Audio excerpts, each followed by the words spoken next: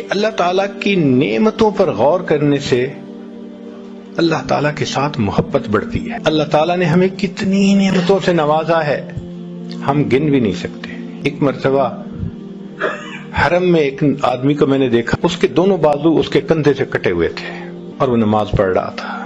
یقین جانو اس کو دیکھ کے آنسو تھمتے نہیں تھے۔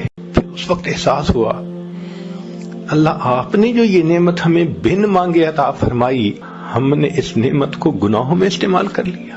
اللہ تعالی ہمیں بینائی نہ دیتے ہم اندھے ہوتے، رزق نہ دیتے ہم بھوکے ہوتے، پانی نہ دیتے ہم پیاسے ہوتے، کپڑے نہ دیتے ہم ننگے ہوتے، اللہ تعالیٰ صحت نہ دیتے ہم بیمار ہوتے، اللہ تعالیٰ اولاد نہ دیتے لاولد ہوتے، گھر نہ دیتے بے گھر ہوتے، اگر اللہ تعالیٰ ہمیں علم نہ دیتے ہم جاہل ہوتے، اگر اللہ تعالیٰ ہمیں عزت نہ دیتے ہم ذلیل ہوتے۔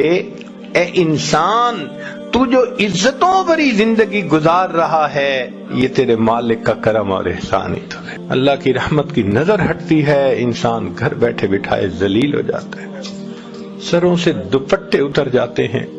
اللہ اکبر۔ ایک وقت ہوتا ہے مٹی کو ہاتھ لگائے سونا بنتی ہے، اور جب دن پلٹتے ہیں پھر کہتے ہیں حضرت آج تو سونے کو بھی ہاتھ لگائیں تو مٹی بن جاتا ہے۔ تو ہم اللہ تعالیٰ کی نعمتوں پر غور کریں تو اللہ تعالیٰ کی محبت ہم دل میں بڑھ جائے گی۔ اللہ تعالیٰ کی نشانیوں پر غور کرنے سے یقین بڑھتا ہے، نعمتوں پر غور کرنے سے اللہ تعالیٰ کی محبت بڑھتی ہے، اور اللہ کے وعدوں پر غور کرنے سے اعمال کرنے کی رغبت بڑھ جاتی ہے۔